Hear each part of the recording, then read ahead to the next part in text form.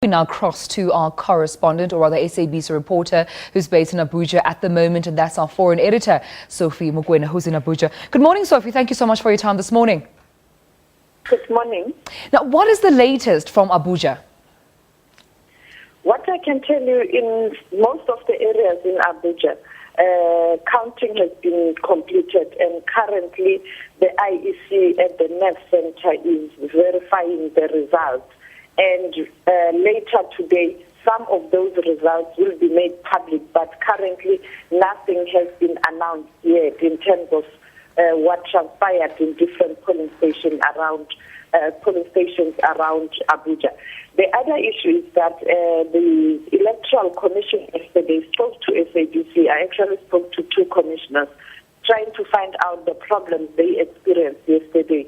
They pointed out that the late start was due to the fact that before going to the polling stations, they must be escorted by security establishment or officials, and therefore at times these officials, the security personnel, arrived late.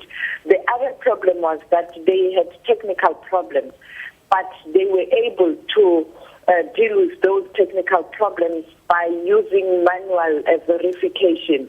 You saw what happened to President Goodluck Jonathan, and finally they used a manual process and he was allowed to vote. When I asked them whether this system, is it good enough for a country like Nigeria with such a huge population, they indicated that it was the first time they are using the system, and they are going to kind of do some assessment and evaluation, and they will indeed correct where there were mistakes, and they will improve in this type of process.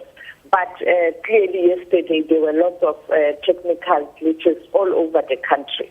Now, Sophie, we also understand that the Independent National Electoral Commission had extended voting by a day in Lagos, of course, just to make up for lost time due to the technical glitches that were experienced there.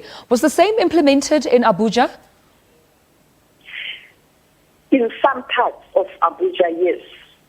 Today voting will continue.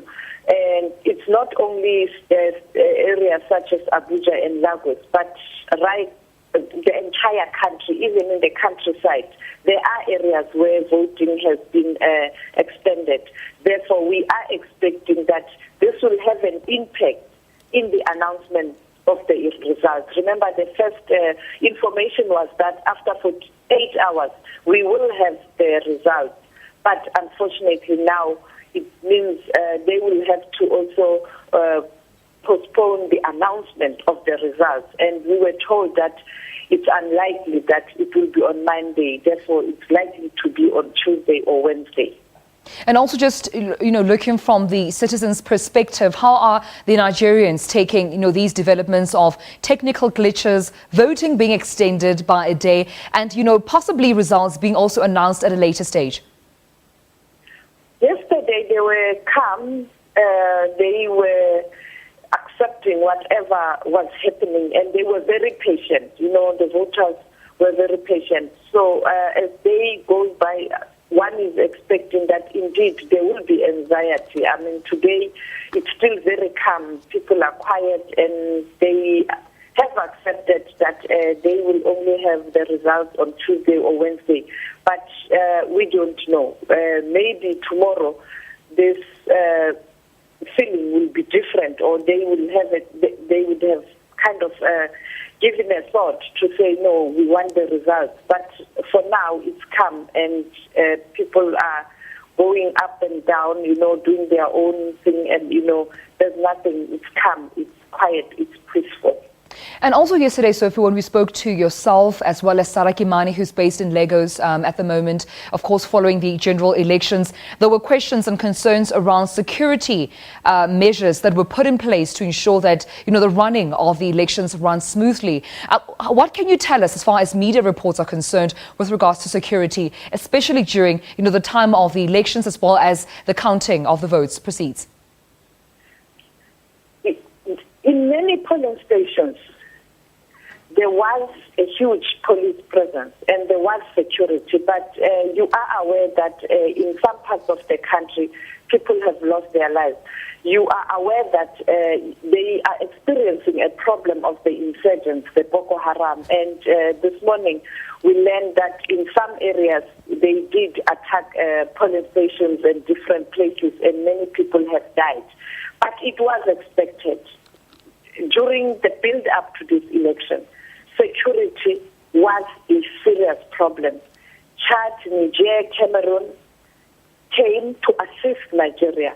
But it was expected that much as a lot was done then to address that issue and a positive impact in terms of dealing with Boko Haram, but there was going to be pockets of attacks because it would have sent a wrong signal. That would have meant that if Boko Haram didn't try its luck in these elections, it would have meant that they have been completely defeated. Therefore, it was expected that in some areas, security will be a problem. And it is for that reason today we have learned of areas where it has happened. But generally, it was calm. There were no violence from ordinary members of the public themselves. It was more of this organized group of people who clearly want to send a signal that they are still here, they are still alive, and they will continue with their business. So it was expected. Oh, thank you so much, Sophie Mokoena, our foreign editor, who is in Nigeria at the moment, following the counting of the votes, of course. As you know, Nigeria's general elections took place from yesterday, but we understand that they also had to sort of extend an extra day of voting due to some of the technical glitches that they experienced with their smart cards. They also extended their apology, and that is the INEC, the Independent National Electoral Commission, had extended their apologies to President Goodluck Jonathan because he also experienced technical glitches with his smart card. We understand, of course, that some parts of Abuja, of course, had to have a day extended so that they could also have another day of voting due to the technical glitches. But we also understand that citizens are relatively calm, just from what our foreign editor is, telling us, that they're relatively calm. They are accepting of, the glitches, accepting of the postponement or possible postponement of the announcement of the results, as well as the voting day being extended there. We also understand that police presence has also been very much tight within Abuja and Lagos and other parts of Nigeria as, threats of insurgency, and that is the Boko Haram insurgency, had continued to threaten, the elections there. But we understand also that Chad and Cameroon, just from our foreign editor's explanation, that had to come in to assist just so that the smooth running of the elections may take place. But we'll continue to, of course, follow those updates in Nigeria and more with Sophie Mokoena on the ground, and we'll keep you abreast on all those and more.